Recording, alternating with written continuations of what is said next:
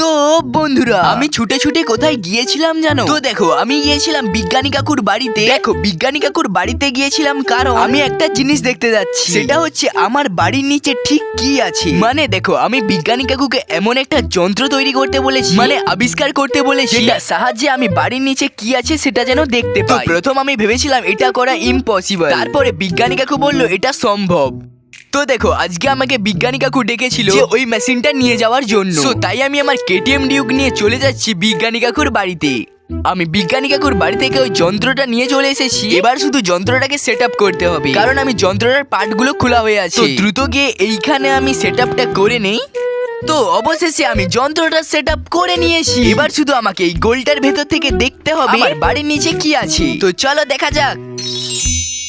আরে আমার বাড়ির নিচে তো শুধু জল, কিছুই নেই, চারিদিকে শুধু ফাঁকা। তাহলে আমার বাড়িটা জলের উপরে আছে। যাই হোক বিজ্ঞানী কাকুর জন্য তো সাবস্ক্রাইব হতেই পারে।